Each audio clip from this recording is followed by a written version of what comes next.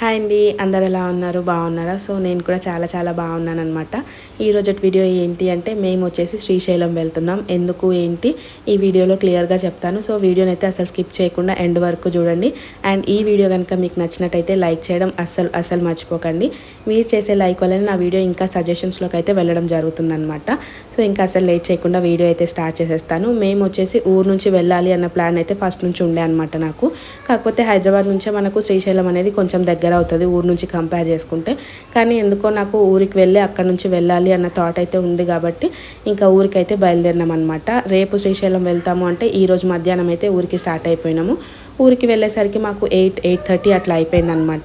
ఇంకా ఆరుకి అక్కడికి వెళ్ళిన తర్వాత ఫుడ్కి ఇబ్బంది అవ్వద్దు అన్నట్టయితే సెల్లాక్స్ అన్నీ ప్రిపేర్ చేసి ప్యాక్ చేసేసుకున్నాను. ఇంకా ఎప్పుడు ఊరికి వెళ్ళినప్పుడంతా ఈ ఫిష్ బిల్డింగ్ మీకు చూపిస్తూనే ఉంటాను కదా, ఇంకా ఈసారి కూడా చూసేయండి. ఎందుకో నాకైతే బోర్ కొట్టదనమాట. మీకు ఏమన్నా బోర్ కొడుతుందా కామెంట్ సెక్షన్లో కామెంట్ చేయండి. ఇంకా ఊరికి వెళ్ళేసరికి 8:30 అయ్యిందని చెప్పాను కదా, ఇంకా హ్యాపీని ఇంట్లోనే పెట్టేసి నేను మా హస్బెండ్ మా మామ కలిసి మళ్ళీ వనపర్తికి వెళ్ళామన్నమాట. ఇంకా కొంచెం షాపింగ్ పెండింగ్ ఉండే, ఆ షాపింగ్ చేసుకోవడానికి అయితే వెళ్ళినాము.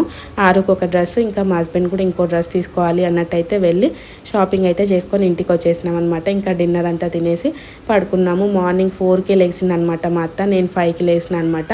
నేను లేచేసరికి ఇవన్నీ రెడీ చేసి పెట్టింది. బయట చూస్తున్నారు కదా ఎంత చీకటిగా ఉందో. ఇంకా నేను లేచిన తర్వాత పిల్లల్ని ఇద్దరిని లేపి వాళ్ళని కూడా ఫ్రెష్ అప్ చేసేసిన అనమాట. నాకేంటి అంటే అందరూ ఒక్కొక్కరే వాళ్ళే చూసుకోవాలి. నేను పిల్లలు ఇద్దరు అయ్యేసరికి కొంచెం టైం అయితే పడుతుంది అనమాట. సో అందుకని కొంచెం తొందరగా లేచి చేసుకోవడానికి ట్రై చేస్తూ ఉంటా. కాకపోతే ఎవ్రీ టైం నా వల్ల కొంచెం లేట్ అయితే అవుతూ ఉంటుంది అనమాట. మీలో ఎంతమంది ఈ ప్రాబ్లమ్ని ఫేస్ చేశారో కామెంట్ సెక్షన్లో కామెంట్ చేయండి. అండ్ నెక్స్ట్ వచ్చేసి ఇప్పుడు శ్రీశైలం ఎందుకు వెళ్తున్నాము అంటే యాక్చువల్గా ఆరుకి 9th మంత్లోనే పుట్టు వెంట్రుకలు అనేది తీయించాల్సింది. కాకపోతే అప్పుడు తీయించలేకపోయినాం అనమాట. ఇంక ఇప్పుడు వద్దులే 3 ఇయర్స్లో తీయిద్దాము అన్నట్టయితే అనుకున్నాము. ఎందుకంటే ఆరుకి అంత ఎక్కువ హెయిర్ కూడా లేదు కదా, పర్లేదులే అన్నట్టయితే అనుకున్నాం అనమాట. ఇంకా అలా 9th మంత్ అంతా గడిచిపోయింది. ఇంకా బర్త్డే దగ్గరకు వస్తున్నప్పుడు ఏమనిపించిందంటే ఇంకా బర్త్డే కూడా చేయాలి అన్న ఇంట్రెస్ట్ అయితే మా హస్బెండ్కి లేదనమాట. ఇంకా బర్త్డే ఎలాగో చేస్తలేం కదా, అట్లీస్ట్ 1 ఇయర్ లోపు పుట్టు వెంట్రుకలు తీయించవచ్చు కాబట్టి అట్లా శ్రీశైలం అన్న వెళ్ళేసి వద్దాము అనేసి అయితే అడుగున్నాను అనమాట. సరే అనేసి ఒప్పుకున్నారు.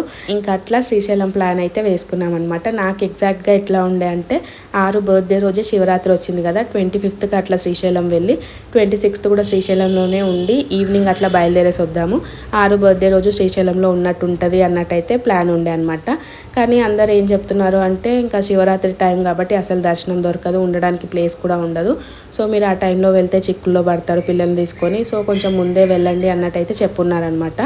ఇంకా సరేలే అని చెప్పేసి ఒక 1 వీక్ ముందైతే ప్లాన్ చేసుకొని ఇంకా శ్రీశైలం అయితే బయలుదేరేస్తున్నాము. ఏదన్నా సరే ఆ దేవుడు ఎప్పుడు పిలిపించుకుంటాడో అప్పుడే మనం వెళ్ళగలుగుతాము. మేము 1 వీక్ ముందు వెళ్ళాలి అని ప్లాన్ వేసుకున్నాం కానీ ఆ 1 వీక్ అంతా ఫుల్ సఫర్ అయినాం అనమాట. అసలు వెళ్తాము అన్న హోప్ 1% కూడా లేకుండే. కరెక్ట్గా ఇప్పుడు ఈరోజు శ్రీశైలం వెళ్తాం అనుకోండి, దీని వెనకాల 1 వీక్ ఫుల్ స్ట్రగుల్స్ అయితే ఫేస్ అయినాము. వెళ్ళము అన్నట్టయితే అనుకున్నాను అనమాట.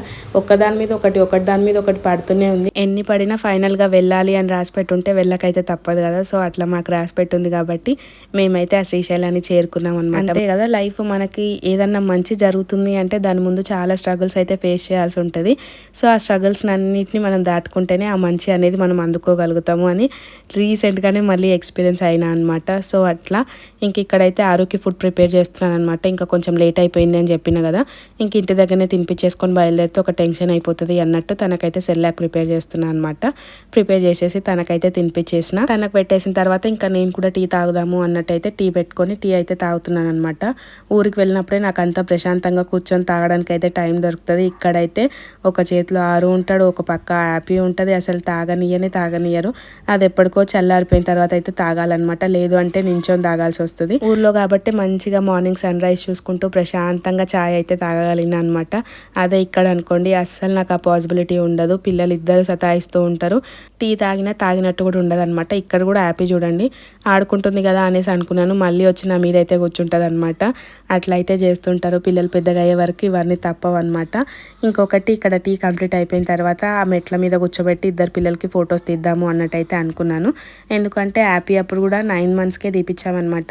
అదేంటో తెలీదు, ఫస్ట్ పిల్లలకి అన్నీ చేస్తారు, సెకండ్ పిల్లలకి ఏమీ చెయ్యరు అంటే ఎందుకు చెయ్యరు అన్నట్టయితే అనుకునేదాన్ని. కానీ నా విషయంలో కూడా అట్లనే జరుగుతుందనమాట. హ్యాపీకి అయితే అన్నీ చేసినాము.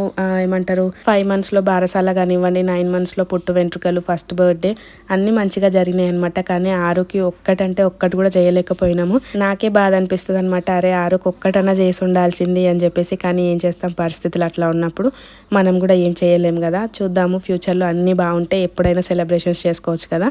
ఇంక ఇద్దరిని ఫోటో తీద్దామంటే ఇద్దరు నా ముఖం చూస్తలేరు అనమాట. సేమ్ అదే ప్లేస్లో హ్యాపీకి పుట్టు వెంట్రుకలు తీయించేటప్పుడు కూర్చోబెట్టి ఫోటో అయితే తీసిన అనమాట. ఇంకా ఆరుని కూడా కూర్చోబెట్టి తీద్దాము అన్నట్టయితే కూర్చోబెట్టిన కానీ వాళ్ళిద్దరు నాకు సపోర్ట్ చేస్తలేరు. సరేలే అని చెప్పేసి ఇంకా బయలుదేరడానికి అయితే బయటకు వచ్చినాము. ఇంకా వెళ్ళేటప్పుడు కార్కి పూజ చేసుకొని బయలుదేరుతూ ఉంటారు కదా. సో ఎందుకు అంటే దూర ప్రయాణం మంచిగా జరగాలి అన్నట్టయితే అట్లా దండం పెట్టుకొని బయలుదేరుతూ ఉంటారు కాబట్టి మేము కూడా అట్లానే బయలుదేరినాం అనమాట. ఇంకా కార్ ఎక్కినామో లేదో కొద్దిసేపటికి ఆరు అయితే బజ్జుండిపోయిండు. ఇంకా శ్రీశైలం వెళ్ళే దారిలో ఇంకెక్కడ ఆగలేదన్నమాట. మధ్యలో ఒక దగ్గర అయితే ఆగినాము, ఎందుకంటే పిల్లలకు వెంట్రుకలు తీసేటప్పుడు కొత్త బట్టలు వేసి వెంట్రుకలు తీయాలి కదా. అందుకని ఇంకా నాగర్ కర్నూలు దగ్గర ఆగి పిల్లలకి ఇద్దరికైతే జుబ్బాలు తీసుకున్నాం అనమాట. హ్యాపీకి అయితే ఇంటి దగ్గర నుంచి పాత డ్రెస్ పెట్టుకొని వెళ్ళినా, కానీ లియా పాపకి ఆరుకి పుట్టు వెంట్రుకలు కాబట్టి వాళ్ళిద్దరికైతే కొత్త డ్రెస్సులు తీసుకున్నాం అనమాట. ఇంకా తీసుకొని ఇంకెక్కడ ఆగలేదు, డైరెక్ట్ శ్రీశైలం వెళ్ళిపోయినాం అనమాట. శ్రీశైలం కూడా ఘాట్ రోడ్ ఎక్కకన్నా ముందు ఒక దగ్గర అయితే స్టాప్ అయినాము. అమ్మ వాళ్ళు కూడా అక్కడికే వస్తాము అన్నట్టు అయితే చెప్పున్నారనమాట. ఇంకా వాళ్ళు వచ్చేటానికి ఒక 1/2 hour టైం పడుతుంది అనేసి ఇంకా ఆల్రెడీ ఆఫ్టర్నూన్ అయిపోయింది, లంచ్ చేద్దాము అన్నట్టయితే ఒక దగ్గర కూర్చొని లంచ్ అయితే చేస్తున్నాం అనమాట. అక్కడ వాళ్ళు ఎంత బాగా సపోర్ట్ చేశారు అంటే, మేము అసలు ఆ హోటల్లో ఏమీ ఫుడ్ తీసుకోలేదన్నమాట. మేము మా ఇంటి దగ్గర నుంచి తీసుకొని వెళ్ళింది అక్కడ కూర్చొని తిన్నాము. జస్ట్ కూల్ డ్రింక్స్ అవి మాత్రమే తీసుకున్నాం అనమాట. కానీ వాళ్ళు అసలు ఏమీ అనలేదు, ఎందుకంటే ఇది శివరాత్రి టైం కాబట్టి చాలా మంది స్వాములు పాదయాత్ర చేస్తూనే ఉంటారు. వాళ్ళకి ఎక్కడ నీడ కనిపిస్తే అక్కడ స్టాప్ అవ్వడం, ఎక్కడ వాటర్ కనిపిస్తే అక్కడ ఆగడం అట్లా చేస్తూ ఉంటారు కాబట్టి మ్యాక్సిమం ఈ టైంలో ఏమనరు అన్నట్టయితే నాకు అనిపించింది అనమాట. ఇంకా మేము కూడా అక్కడనే ఆగి మంచిగా ఫుడ్ తినేసి, మేము ఆగిన తర్వాతనే అక్కడ చాలా మంది కూడా ఆగేసి ఫుడ్ అయితే తిన్నారనమాట. నిజంగా కార్లోనే ఇంత లాంగ్ జర్నీ ఇంత కష్టము అన్నట్టయితే అనిపించింది. కానీ స్వాములు మాత్రం పాదయాత్ర చేస్తున్నారు, అది కూడా ఎర్రటి ఎండలో, కాళ్ళకు చెప్పులు లేకుండా. నిజంగా ఎంత కష్టపడి ఆ శివయ్య దర్శనం చేసుకోవాలి అన్నట్టయితే వాళ్ళు పరితపిస్తున్నారు అక్కడనే కనిపిస్తుంది అనమాట. వాళ్ళతో పాటు వాళ్ళ ఫ్యామిలీస్ కూడా కొంతమంది ఆటోస్ కట్టుకొని వెళ్ళి ఆటోలని చెట్టు కింద ఆపుకొని అక్కడ కుక్ చేసుకొని అక్కడ తిని కొంచెం సేపు రిలాక్స్ అయ్యి మళ్ళీ స్టార్ట్ అవ్వడం. అట్లా ఎన్ని దృశ్యాలు చూసినా అంటే నిజంగా భక్తి ఉన్నప్పుడు ఆ శివయ్యని తలుచుకుంటూ ఎంత దూరమైనా వెళ్ళగలుగుతారు, ఎట్లాంటి పరిస్థితిలోనైనా వెళ్ళగలుగుతారు అన్నట్టయితే అనిపించింది అనమాట. అసలు కొన్ని క్యాప్చర్ చేసుకోవాలి అన్నట్టయితే చాలా ట్రై చేసినా కానీ కొన్ని క్యాప్చర్ చేయలేకపోయినా అనమాట. స్వాములు ఏంటి అంటే పడుకొని మరి పాతాళ గంగలో స్నానం చేసి అక్కడ నుంచి పడుకొని మరి శివయ్యని దర్శనం చేసుకోవడానికి వెళ్ళారనమాట. అసలు అట్లాంటి దృశ్యాలను చూస్తుంటే కళ్ళల్లో వాటర్ వస్తున్నాయి అనమాట. నిజంగా దేవుడు ఎంత బ్లెస్సింగ్స్ ఇచ్చుంటే వాళ్ళు అంతగానో మా శివయ్యకి చేసుకోవాలి అనుకుంటారు చెప్పండి. సో వాళ్ళందరితో పోల్చుకుంటే మనకి ఇంత దూరమా, అంత దూరమా, ఇంత కష్టమా అన్న వర్డ్స్ మన నోటికి రావు అన్నట్టయితే అనిపించింది అనమాట. వీటికన్నిటికీ మెయిన్గా ఉండాల్సింది భక్తి. అంతే, మనం భక్తితో ఏదైనా చెయ్యాలి అనుకుంటే కంపల్సరీ చేస్తాము అన్నట్టయితే అనిపించింది అనమాట. ఇక్కడ చూస్తున్నారు కదా మీరు, స్వాములు అందరూ నడుచుకుంటూ వెళ్తున్నారు అనమాట. స్వాములు నడవడమే కాకుండా వాళ్ళ ఫ్యామిలీ మెంబర్స్ కూడా నడుచుకుంటూ వెళ్తున్నారు. నిజంగా చాలా చాలా బ్లెస్సింగ్ అనమాట. అవి చూడడం కూడా నాకు బ్లెస్సింగ్ లాగా అనిపించింది. ఒక 10 years 15 years బ్యాక్ మా నాన్న కూడా మాల వేస్తుండే కదా. మా నాన్నకి ఎంతవరకు పాసిబుల్ అయితే అంతవరకు పాదయాత్ర అయితే చేస్తుండే అనమాట. మా కళ్ళతోటి మేము ఎప్పుడు చూడలేదు, కానీ ఇవన్నీ చూస్తుంటే నాకు ఆ డేస్ అన్నీ గుర్తొచ్చినాయి. అండ్ ఇంకొకటి, శ్రీశైలంలో తిరుగుతున్నంతసేపు లాస్ట్ టైం మా నాన్నతోటే వెళ్ళినాం అనమాట. నేను మా అన్న మా నాన్న అయితే వెళ్ళినాము స్వాములతోటే. మా నాన్న లాస్ట్ టైం మాలేసినప్పుడు. సో అప్పుడు మేము కొంచెం చిన్నపిల్లలం కాబట్టి మా నాన్ననే మొత్తం తిప్పి మాకు ఏం కావాలో అవి కొనిచ్చి, మాకు ఫ్రూట్స్ కానివ్వండి, సత్రాలు అవన్నీ ఆయననే చూసుకున్నారనమాట. కానీ ఈసారి మాత్రం ఆయనకు నడవడానికి కూడా చేతనవ్వట్లేదు, పాతాళ గంగ దగ్గరికి రావడానికి కూడా ఆయనకు ఓపిక లేదనమాట. ఈ ఘాట్ రోడ్స్ అన్నీ చూసి తను భయపడిపోయిండు. సో అసలు లైఫ్ ఎప్పుడు ఎట్లా ఉంటుందో తెలీదు. నెక్స్ట్ టైం మనం శ్రీశైలం వెళ్ళినప్పుడు మనం ఎట్లా ఉంటామో కూడా తెలియదు అనమాట. నాకు శ్రీశైలంలో తిరుగుతున్నంతసేపు మా నాన్ననే గుర్తొస్తూనే ఉన్నారనమాట. అంటే మా నాన్న అక్కడనే ఉన్నారనుకోండి, అయినప్పటికీ లాస్ట్ టైం మాకు తిప్పి చూపించిండు, ఇప్పుడు మేము హ్యాండ్ పట్టుకొని తిప్పి చూపించే పరిస్థితి వచ్చిందనమాట. సో లైఫ్ ఎప్పుడు ఎట్లా ఉంటుందో తెలీదు. సో ఉన్నంత వరకు హ్యాపీగా ఉండడానికి ట్రై చేయండి. ఈ రోజు వ్లాగ్ అయితే ఇది. నెక్స్ట్ వ్లాగ్లో ఎక్కడికి వెళ్ళాము ఏంటి అవన్నీ డీటెయిల్గా అయితే మీతో షేర్ చేసుకుంటాను. అంతలోపు ఛానల్ అయితే సబ్స్క్రైబ్ చేసి ఉండండి.